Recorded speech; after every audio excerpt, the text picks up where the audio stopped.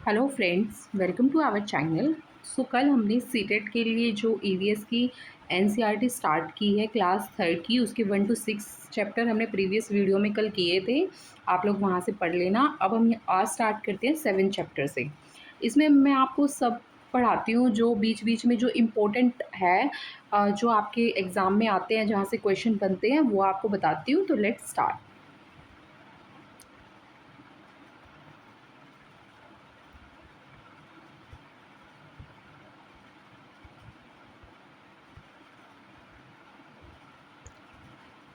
अब जैसे कि इसमें है कि बारिश के पानी का क्या हुआ।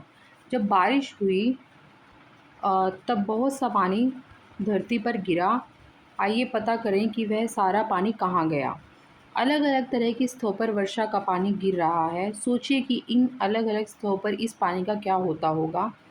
क्या बारिश का पानी मिट्टी में चला गया, या यह गड्ढों में इकट्ठा हो गया, या फिर बहकर कहीं दूर चला गया।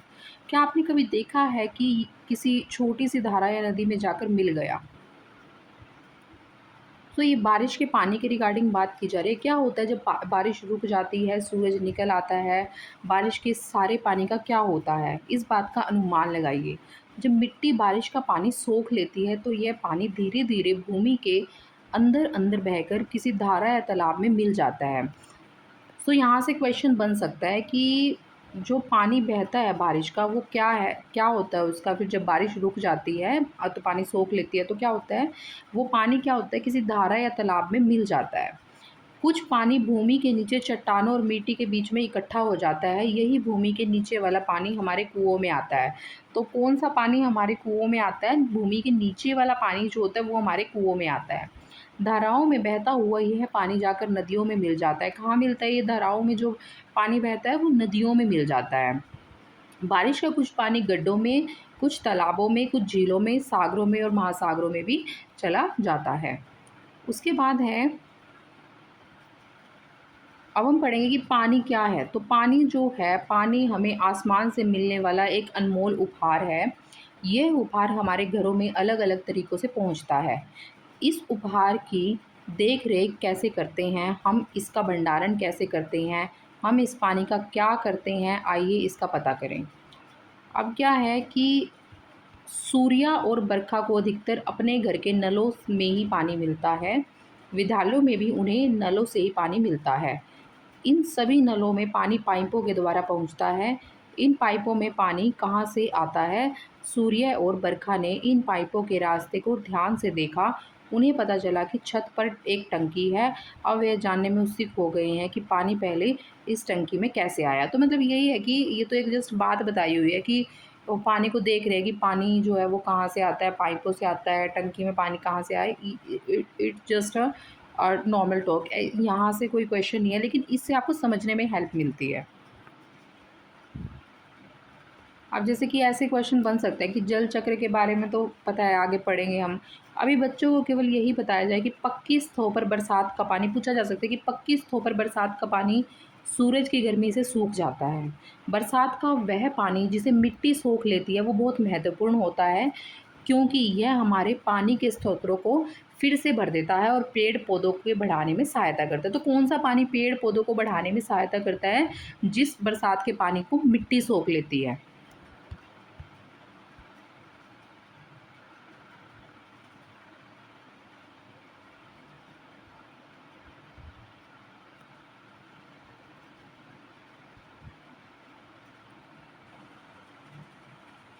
अब ये है कि जैसे कि पानी हम किस में स्टोर करके रखते हैं, मिट्टी के घड़े में, मिट्टी की सुराही में, तांबे के बर्तन में, पीतल के घड़े में, स्टील के घड़े में, एल्युमिनियम के बर्तन में। फिर है कि कांच की बोतल में, प्लास्टिक की बोतल में, प्लास्टिक की बाल्टी में, इन सब में हम क्या करते हैं, इन सब में हम पानी स्टोर करके रखते हैं। हम पानी को तभी भर कर रखते हैं जब हमें ये पता चलता है कि पानी हर समय नहीं आएगा। कुछ स्थानों पर लोगों को नलों और पाइपों से अपने घरों में पानी नहीं मिलता, उन्हें किसी नदी या कुएं से पानी लाना पड़ता है। कभी कभी पानी टैंकरों से भेजा जाता है और इसे घर में भरकर रखते हैं। बहुत वर्ष पहले पूरी दुनिया में कहीं भी पाइप या नल नहीं थे, इसलिए लोगों ने पानी को भरकर रखने के लिए बर्तन बनाना सीखा था। यहाँ कुछ ऐसे बर्तन दिखाए गए हैं जिन्हें हम आज के समय में पानी के संग्रह के लिए यूज़ करते हैं। तो पूछा जा सकता है किन किन बर्तनों को पानी के संग्रह के लिए यूज़ किया जाता है। तो ये सब होते हैं और ये जो सारे हैं वो अलग अलग मटेरियल के, मतलब अलग अलग सामग्री के बने होते हैं। पानी हमें चीज़ों को साफ रखने में सहायता करता है। यह हमारे स्वास्थ्य के लिए बहुत अच्छा होता है, बहुत आवश्यक होता है। इस उपयोग के बाद पानी गंदा हो जाता है। हम पीने और खाना पकाने के लिए इस गंदे पानी का उपयोग नहीं करते, परंतु हम इस पानी को पौधों और शौचालयों के लिए फिर से उपयोग कर सकते हैं। हमें सोच समझकर पानी का उपयोग करना चाहिए तथा जितना संभव हो सके उसका फिर से उपयोग करना चाहिए। हमें पानी में बहुत अधिक साबुन और ऐसे ही अन्य रसायनों को नहीं डालना चाहिए। इस अनमोल उपहार का सावधानी से प्रयोग हमें करना चाहिए। जैसे कि ये दे रखा है, हर बूंद है अनमोल। पानी हमारे लिए महत्वपूर्ण है क्योंकि यह हमारे जीवित रहने के लिए बहुत ही आवश्यक है। हम बिना पानी के 3 दिन से अधिक जीवित नहीं रह सकते। यही कारण है कि जो भी व्यक्ति हमारे घर आते हैं उन्हें हम पहले पानी पीने को देते हैं। कुछ स्थानों पर जहाँ बारिश बहुत कम होती है और पानी के बड़े-बड़े स्रोत भी नहीं हैं, वहाँ लोगों को पानी लेने के लिए दूर-दूर तक पैदल जाना पड़ता है।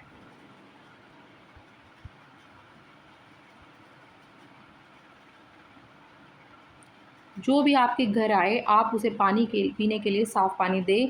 ये डाक देने वाले, सामान पहुँचाने वाले या सफाई करने वाले लोगों को हो सकते हैं। बहुत सी जगहों पर घरों के बाहर पानी के भरे बर्तन रखे जाते हैं। ये भी परंपरा होती है जिससे किसी भी प्यासे व्यक्ति की प्यास बुझ सके, और ये विशेष रूप से गर्मी के मौसम में होता है। तो लोगों के लिए निःशुल्क पानी वगैरह प्रोवाइड करना चाहिए। पक्षियों के नहाने और पीने के लिए पानी का बर्तन जो होता है उसको क्या बोलते हैं, उसको बर्ड बाथ बोलते हैं, जिसमें पक्षी नहाते हैं। और ये हौद वगैरह भी बनाई जाती है जिसमें गाँव वगैरह में ज़्यादातर होती है, उनमें पीने का पानी होता है। और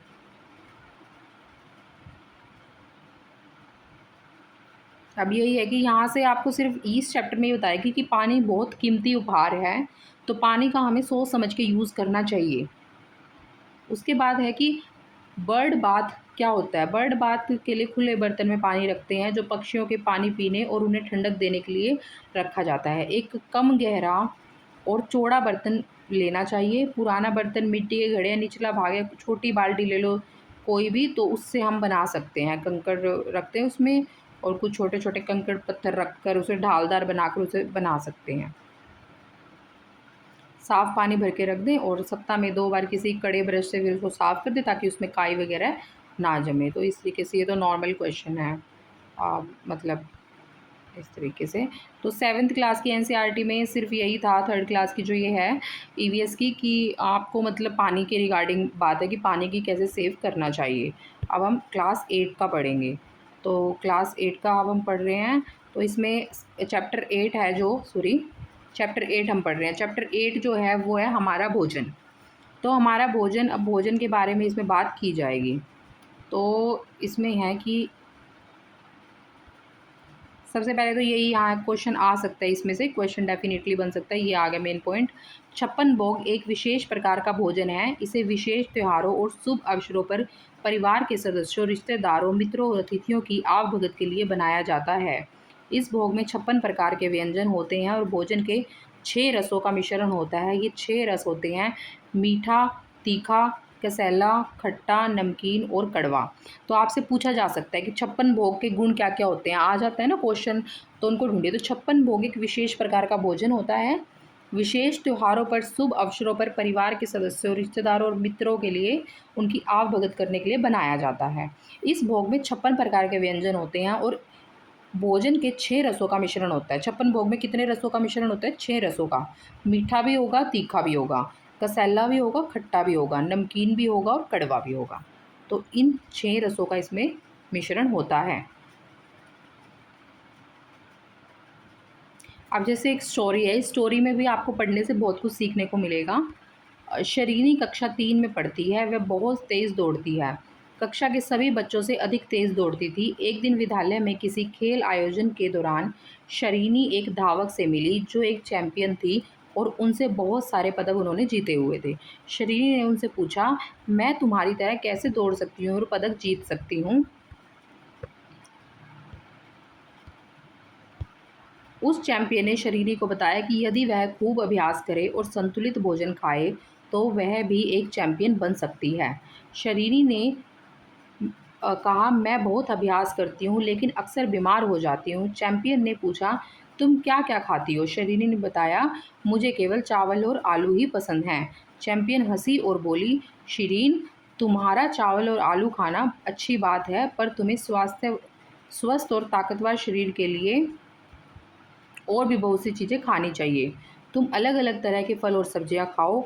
अलग अलग अनाजों जैसे कि चावल, रागी, ज्वार, गेहूं, बाजरा आदि से बनी चीज़ें भी खाओ। दालें और सूखे मेवे भी खाओ।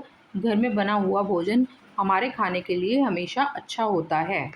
तो ये है कि हमें शारीरिक रूप से स्वस्थ रहने के लिए क्या-क्या खाना चाहिए। हमें घर से बना हुआ खाना खाना चाहिए।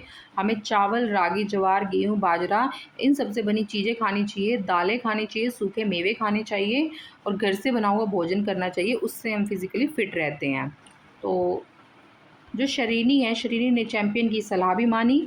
उसने और अधिक अभ्यास किया तथा घर में बना अलग-अलग तरह का भोजन खाना शुरू कर दिया। उसे संतुलित आहार का महत्व समझ में आया। कुछ ही दिनों में, महीनों में वह पहले से अधिक तेज़ दौड़ने लगी। अब वह अपने आप को अधिक स्वस्थ और ताकतवर महसूस कर रही थी। हाल ही में एक दौड़ प्रतियोगिता में उसने अपने विद्यालय के लिए पदक जीता। तो यहाँ से आपसे ना ये क्वेश्चन आ सकता है कि ये कि हमारे संतुलित भोजन के लिए कौन-कौन से अनाज जो हैं वो महत्वपूर्ण हैं। तो अब है कि नेक्स्ट आगे चलते हैं। तो हमें मतलब क्या-क्या खाना चाहिए? हमारे संतुलित आहार में क्या-क्या शामिल होता है?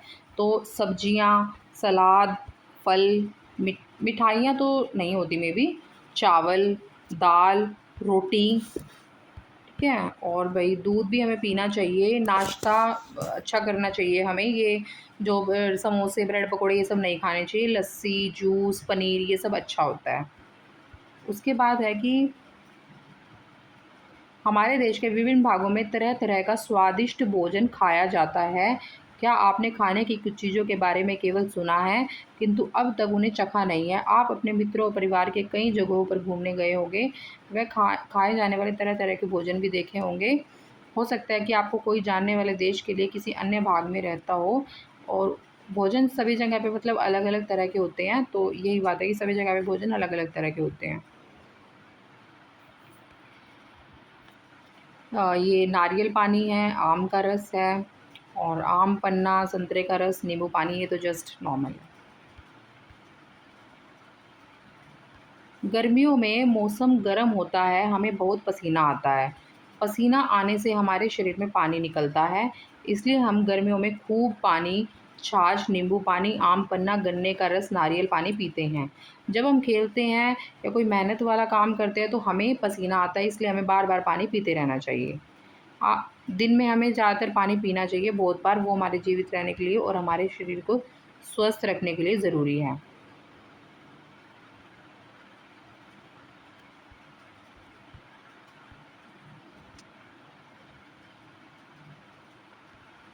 कुछ लोग जानवरों से मिलने वाली चीज़ें जैसे शहद, अंडे, मांस, दूध और दूध से बनने वाले घी, पनीर, दही आदि चीज़ें भी खाते हैं। बिल्कुल खाते हैं, ये तो है ही। ये भी मतलब होते हैं शरीर के लिए सही रहते हैं। तो इसमें भी यही था कि हमें संतुलित आहार लेना चाहिए, वो हमारे लिए ठीक होता है। अब हम करते हैं 9th चैप्टर इसका। इसमें टोटल है 12 चैप्टर। स्वस्थ रहें, प्रसन्न रहें, ये चैप्टर का नाम है।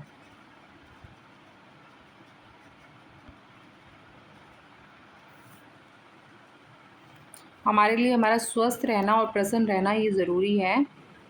तो जैसे कि ये है कि क्या हमें दाँत साफ़ करने चाहिए? हाँ, करने चाहिए, स्नान करना चाहिए, कंघी अच्छी तरह बालों में करनी चाहिए, साबुन से धोए कपड़े पहनने चाहिए, नाखून वगैरह साफ़-सुथरे रखने चाहिए। अपनी दिनचर्या को प्रॉपर हमें रखना चाहिए। तो ऐसे कौन से काम हैं जो हम दिन में करते हैं? स्नान करते हैं, साबुन से हाथ धोते हैं, दाँत साफ़ करते हैं, 6 से 8 गिलास पानी पीना चाहिए, भोजन करना, कम से कम 8 घंटे की नींद लेना और बाहर खेलना। ये सब हमारे लिए स्वस्थ रहने के लिए ज़रूरी है।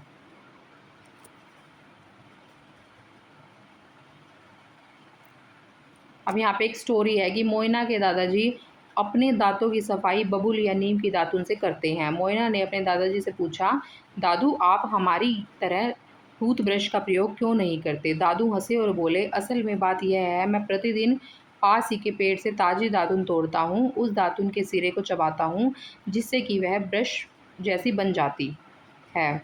उससे दांतों में फंसे भोजन के कण साफ करता हूँ, इससे मेरे मसूड़ों की मालिश भी हो जाती है। इससे मेरे मसूड़ों की मालिश भी हो जाती है। ठीक है? तो तुम भी दिन इसका इस्तेमाल मतलब किया करके देखो। मोइना को नीम की टहनी का दातुन बहुत ही कड़वा लगा, परंतु बबूल के दातुन का स्वाद ठीक था। मोइना ने बहुत ही उत्साहित होकर कहा, दादू मैं बबूल के दातुन का इस्तेमाल करना शुरू करती हूँ।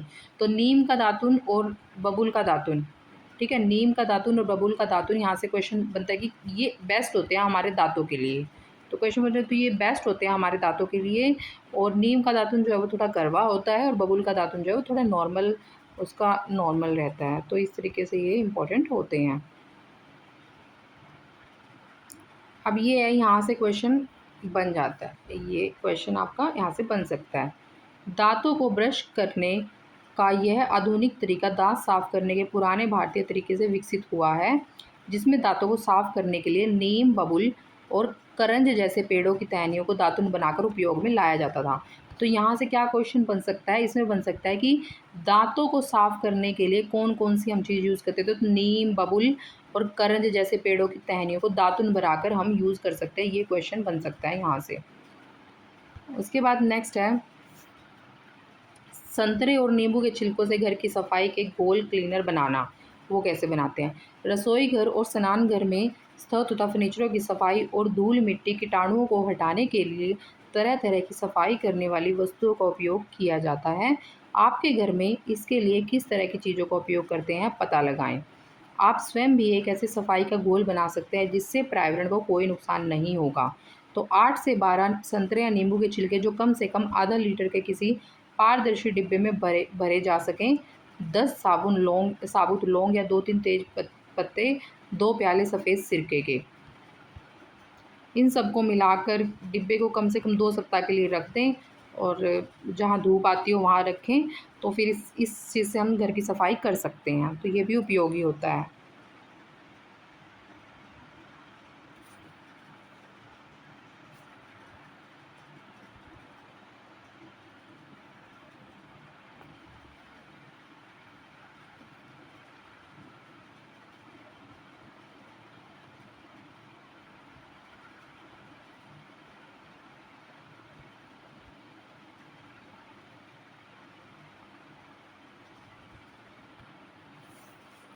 इस चैप्टर का जो जो इम्पोर्टेंट था हमने कर लिया। अब हम करते हैं 10th चैप्टर।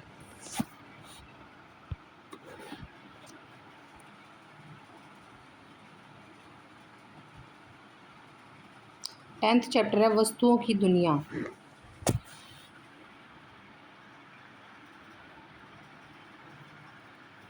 इसमें हम देखते हैं कि क्या क्या इम्पोर्टेंट है। जैसे कि यहाँ से क्वेश्चन आ जाता है, यहाँ से धातुओं को धरती के भीतर बहुत गहराई में चट्टानों और तलछटों से खोदकर, जिन्हें अयस्क कहते हैं, निकाला जाता है। पता है क्या है, इनके क्वेश्चंस बीच में से बनते हैं तो इसलिए हमें पूरा देखना पड़ता है, लेकिन बीच बीच में से जो है इंपॉर्टेंट क्वेश्चन बनते हैं। तो यही है कि धातुओं को धरती के भीतर बहुत गहराई से में चट्टानों और तलछटों से खोदकर निकाला जाता है और इनको क्या कहते हैं? तो इनको अयस्क कहते हैं। तो ऐसे क्वेश्चन बन सकता है।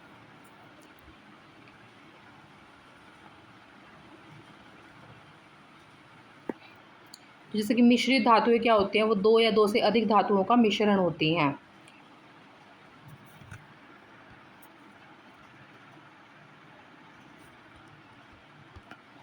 अब यहाँ से जैसे क्वेश्चन बन सकता है कि हम जिन वस्तुओं से आर पार देख सकते हैं उन्हें पारदर्शी कहते हैं। अधिकतर कांच पारदर्शी होते हैं। किसी एक वस्तु और वस्तु का नाम बताइए जो पारदर्शी, जैसे कि चश्मा पारदर्शी है। ठीक है, चश्मा जो है वो पारदर्शी है। तो मतलब यही है कि जिन वस्तुओं के हम आर पार देख सकते हैं उन्हें पारदर्शी कहते हैं। पूछा जा सकता है कि जिन वस्तु के आर पार देखते हैं उन्हें क्या कहते हैं, क्वेश्चन आ सकता है। तो इस तरीके से है। जिन वस्तुओं के आर पार नहीं देख सकते वो अपारदर्शी होते हैं। अपारदर्शी होते हैं। कांच पारदर्शी है लेकिन लकड़ी अपारदर्शी है, बिल्कुल उसके आर पार नहीं देख सकते। कुछ वस्तुएं ऐसी होती हैं, इनसे आर पार पूरी तरह साफ दिखाई नहीं देता। इनको पारभासी कहा जाता है। कुछ पारभासी वस्तुओं के बारे में पता लगा, जैसे कि गिलास। कुछ चीज़ें ऐसी होती हैं जिनको कंप्लीटली नहीं देख सकते, कुछ धुंधला धुंधला सा दिखाई देता है, तो उनको पारभासी कहते हैं।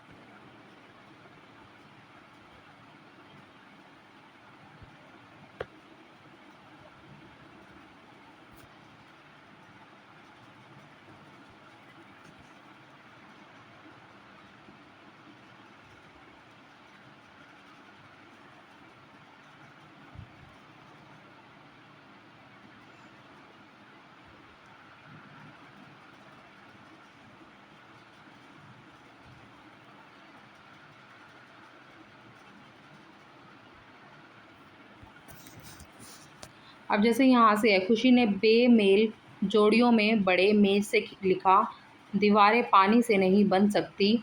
हम पानी से दीवारें नहीं बनाते हैं क्योंकि वे गिर जाएंगी। पानी की दीवारें और क्या हो सकता है। दीवार बनाने के लिए ठोस वस्तुएं चाहिए होती है, जैसे कि पत्थर, ईंट, लकड़ी। जो वस्तुएं अपना आकार नहीं बदलती उनको क्या कहते हैं, ठोस कहते हैं। तो ऐसे क्वेश्चन बन सकता है, जो वस्तुएं अपना आकार नहीं बदलती उनको क्या कहते हैं, उनको ठोस वस्तुएं कहते हैं। पानी का कोई एक आकार नहीं होता, यह बहता है, हवा भी बहती है, परंतु हवा और पानी के बहने में अंतर है। यदि आप एक गिलास में पानी डालेंगे तो पानी उसमें रहेगा। पानी तरल है, हवा गिलास में नहीं रुक सकती, वह अंदर और बाहर होती है, इसलिए क्योंकि हवा एक गैस है। इस तरह पदार्थों को 3 प्रकार में बांटा जा सकता है। 3 प्रकार में बांटा जा सकता है, ठोस, द्रव और गैस। अब पानी जो है, पानी और हवा। पानी जो है उसको मतलब क्या है कि हम स्टोर करके रख सकते हैं, वो तरल है। लेकिन ग्लास में जो है हवा नहीं रहेगी क्योंकि वो गैस है, वो उड़ जाएगी। और जो हम घर बनाते हैं, बड़ी बड़ी इमारतें बनाते हैं, मकान बनाते हैं, वो हम बिना उसके नहीं बना सकते, बिना ठोस पदार्थ के नहीं बना सकते। तो पदार्थ हमारे 3 तरह के होते हैं। एक तो ठोस होते हैं, जैसे कि एग्जाम्पल दे रखा है, एक द्रव होते हैं और एक गैस होते हैं। 3 तरह के पदार्थ होते हैं।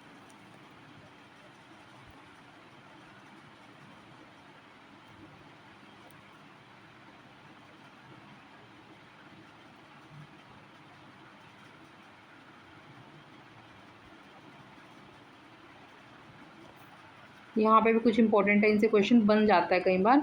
कुछ पदार्थ जैसे कि रबड़, रेशे और मोम पौधों और पशु पक्षियों द्वारा प्राकृतिक रूप में भी बनाए जाते हैं और कृत्रिम तरीके से भी बनाए जाते हैं।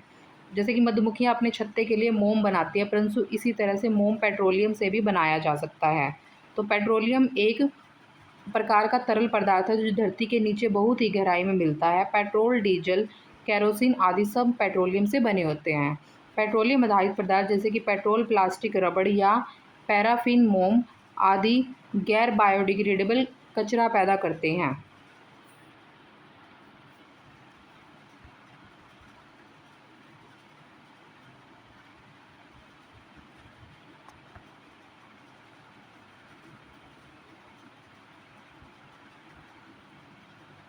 बस अब हम करते हैं next chapter start, that is 11th chapter. इसमें जो इम्पोर्टेंट है, कैसे बनी ये वस्तुएं।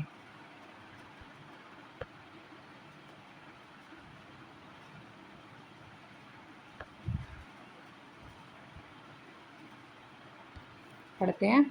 समुद्र के किनारे एक छोटा सा नगर है। मिनी ने अपने अपूपन को दादी को क्या बोलते हैं, अपूपन। यहाँ से क्वेश्चन बन गया कि दादी को क्या बोला जाता है, अपूपन को मिट्टी से बर्तन बनाते हुए देखा।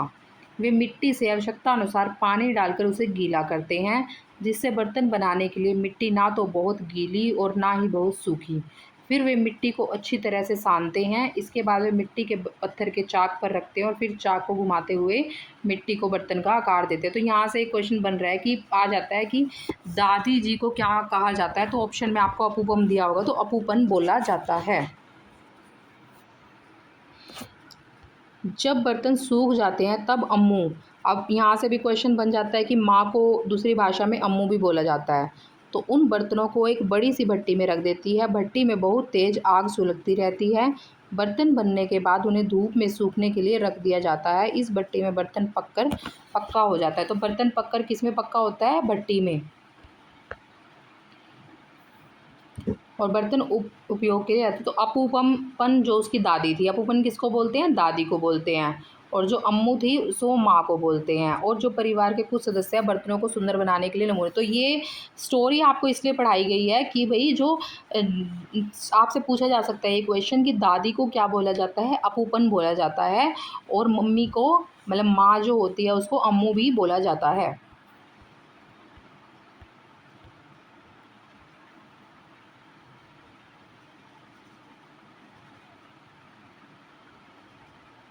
तो ये भी पूछा जा सकता है कि गुल्लक किससे बनता है? गुल्लका बनता है मिट्टी से बनते हैं ना गुल्लके। तो वो भी है।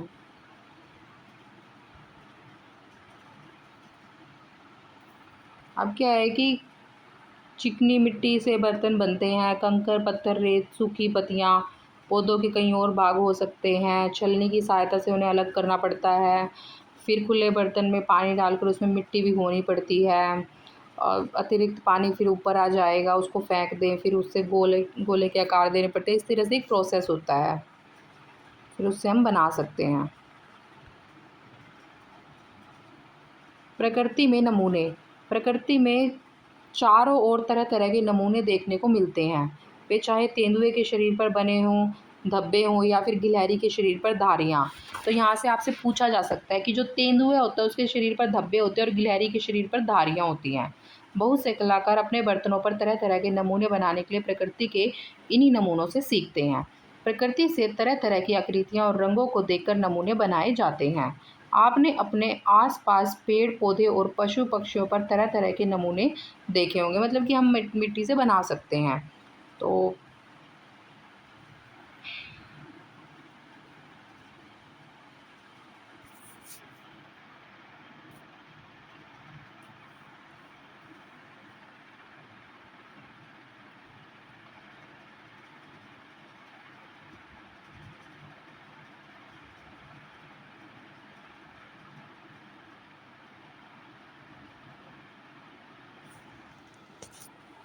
अब हम करते हैं लास्ट एंड फाइनल चैप्टर जो है क्लास 3 की ईवीएस की एनसीईआरटी का, दैट इज चैप्टर 12।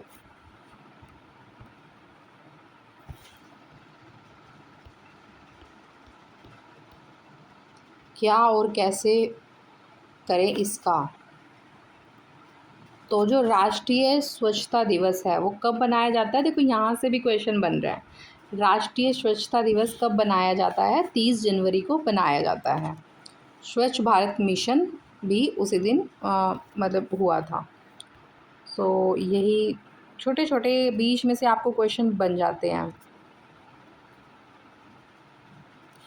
जैसे कि बच्चों को हमने शिक्षक को क्या संकेत दे? बच्चों को उन कार्यों के बारे में याद दिलाएं जिनके अतिरिक्त कूड़ा कचरा पैदा होता है, जैसे कि डिब्बाबंद भोजन और खाने की चीज़ें, प्लास्टिक व सजावट का सामान इत्यादि। तो ये बच्चों को बताना चाहिए।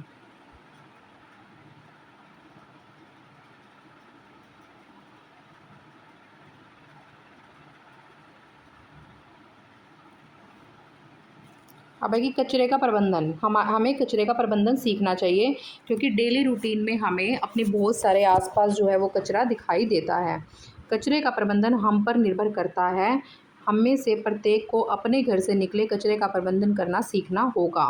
हम उन जगहों और लोगों से इस बारे में सीख सकते हैं जहाँ कचरे का प्रबंधन अच्छे तरीके से हो रहा है। तो कचरे को ऐसे फैलने नहीं देना चाहिए, उसकी मैनेजमेंट करनी ज़रूरी है। अब है कचरे का प्रबंधन करने के तरीके। आपको प्रायः सड़कों के किनारे और घरों के आसपास आंगनों और अहातों में कचरा पड़ा हुआ मिलता होगा। गाय और अन्य जानवरों की भोजन के साथ कचरे में पड़ी प्लास्टिक को खाने से मृत्यु हो जाती है। कुछ लोग प्लास्टिक को जला देते हैं जिससे हानिकारक गैसें निकलती हैं। तो यहाँ से पता लग रहा है कि जो जानवर खा लेते हैं प्लास्टिक तो उनसे उनकी मृत्यु हो जाती है। दूसरा है कि प्लास्टिक को जला देने से कैसी गैसें निकलती हैं? हानिकारक गैसें निकलती हैं। लोग अपने आसपास पड़े कचरे के कारण बीमार पड़ने लगते हैं। गंदे पानी और नालों को सड़कों पर बहते हुए देखा जा सकता है। इससे मच्छर पैदा हो जाते हैं जिनके काटने से बीमारियां हो सकती हैं। गंदे पानी में ऐसे जीवाणु हो सकते हैं जो अन्य कई बीमारियों का कारण बनते हैं। किंतु कुछ स्थानों पर लोगों ने अपने घरों और आसपास के परिवेश को साफ रखने के लिए बहुत मेहनत की है। वे यह कैसे करते हैं इसे हम नीचे पढ़ेंगे। मतलब कि करते हैं, कुछ लोग इस चीज़ के लिए मेहनत भी करते हैं ताकि अपने आसपास के एरिया को साफ़ रख मतलब करें। ठीक है। कचरा कम करना। बहुत से लोग कचरा कम करने के लिए रैपर में पैक किया हुआ खाना और प्लास्टिक की बोतलों में पेय लेना पसंद नहीं करते। वे प्लास्टिक की थैलियों की जगह कपड़े के थैले का प्रयोग करते हैं। तो यही है कि कम करने के लिए क्या करना चाहिए, हमें प्लास्टिक की थैलियों की जगह जो है हमें कपड़े के थैलों का यूज़ करना चाहिए।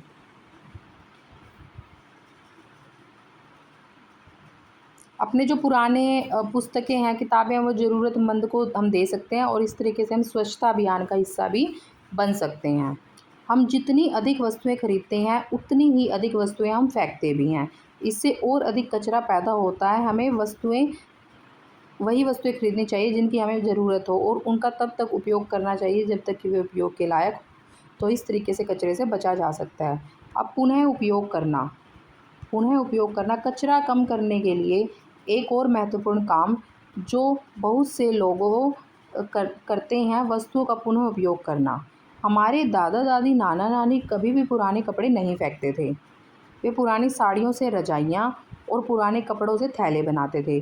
कभी कभी वे पुराने कपड़े ऐसे लोगों को देते थे जिन्हें उनकी ज़रूरत होती है।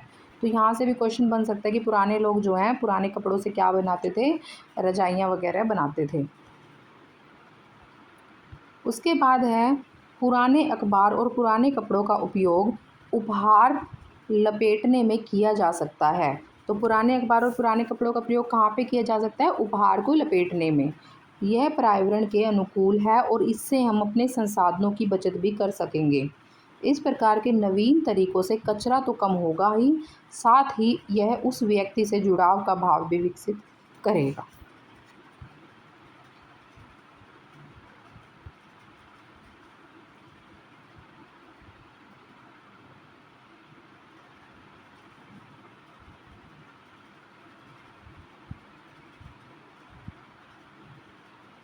गर्व करने लायक स्थान। अब हम कुछ ऐसे गाँव या शहरों की बात करेंगे जहाँ पहले सभी जगह कचरा दिखाई देता था, लेकिन अब देश के सबसे साफ़ सुथरे उसमें आते हैं। उनके बारे में देखते हैं। चलिए आज हम अरुणाचल प्रदेश के एक सुंदर गांव सिल्लूक में घूमने के लिए चलते हैं। गांव में घुसते ही हमने एकदम साफ सड़कें देखी।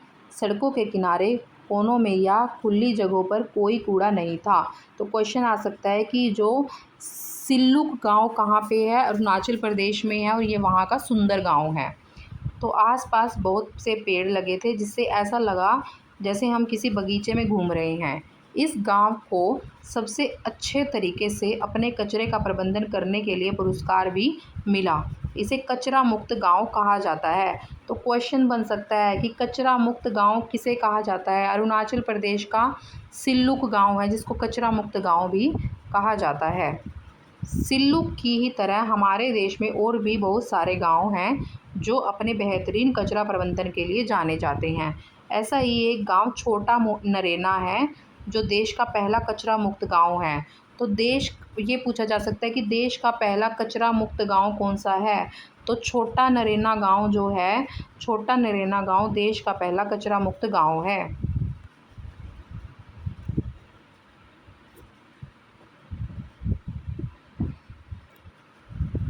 विभिन्न तरह के कचरों को अलग करना। यदि आप अपने आसपास देखें तो आपको प्रायः 2 अलग-अलग रंग के कूड़ेदान डस्टबिन रखे मिलेंगे। ये आपके विद्यालय, स्थानीय बाजार, park, bus stop, railway platform या किसी मेले में रखे हो सकते हैं। ये 2 रंग के कूड़ेदान क्यों उपयोग होते हैं, आइए हम जानते हैं। तो कूड़ेदानों के बारे में भी इम्पोर्टेंट है। जो हरा कूड़ादान है वो क्यों यूज़ होता है, इसमें हम सूखी पत्तियों, टहनियों के टुकड़े, फल सब्जियों के छिलके, अंडों के छिलके ये सब डालते हैं। ये सभी चीज़ें आसानी से सड़कर मिट्टी में मिल जाती हैं। हरे कूड़ेदान में कचरे से मिट्टी में मिलाकर पौधे के लिए खाद तैयार की जाती है। इससे मिट्टी में रहने वाले छोटे छोटे जीवों को भोजन भी मिल जाता है। फिर धातु, कांच, प्लास्टिक, कागज़ से बनी चीज़ें नीले कूड़ेदान में डाली जाती हैं। इन फेंकी गई चीज़ों में मौजूद धातुएं, कांच, प्लास्टिक से नई वस्तुओं को बनाया जाता है। इसे पुनर्चक्रण कहते हैं। पुनर्चक्रण किसे कहते हैं, धातु, कांच, प्लास्टिक, कागज़ से बनी चीज़ें नीले कूड़ेदान में डाली जाती हैं। इन फेंकी गई चीज़ों में जो मौजूद धातुएँ होती हैं, काँच होती है, प्लास्टिक होती है, उससे नई वस्तुओं को बनाया जाता है और उन वस्तुओं को बनाना क्या कहलाता है? पुनर्चक्रण कहलाता है। कुछ जगहों में हम इन सामग्रियों के लिए अलग-अलग कूड़ेदान होते हैं, जिससे इन्हें पुनर्चक्रण के लिए भिन्न-भिन्न स्थानों पर भेजने में सुविधा हो। जिन गाँव, शहरों में कचरे को अलग-अलग करके डाला जाता है और पुनर्चक्रण किया जाता है, वे अपने परिवेश को स्वस्थ बनाए रखते हैं। इस तरह से कचरे का सही प्रबंधन किया जा सकता है। तो इसमें हमने नीले कूड़ेदान में क्या डालना है, हरे कूड़ेदान में क्या डालना है, जो देश का पहला गाँव था कचरा मुक्त गाँव कौन-सा है, अरुणाचल प्रदेश का कौन-सा है, ये सब हमने पढ़ा है। तो ये इम्पोर्टेंट है, इनको नोट डाउन कर लेना।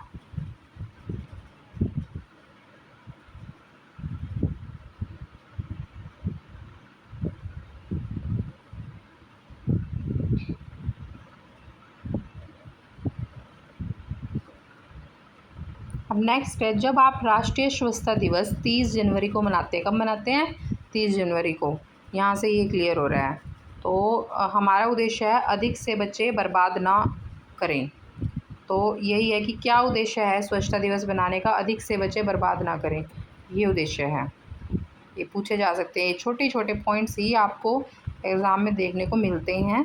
सो फ्रेंड्स, आपकी जो एनसीईआरटी है वो कंप्लीट हुई यहाँ पे क्लास 3rd की। 2 वीडियोज़ में मैंने कंप्लीट करवा दी।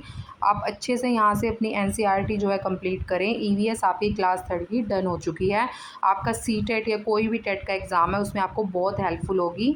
थैंक यू फ्रेंड्स, मिलते हैं नेक्स्ट वीडियो।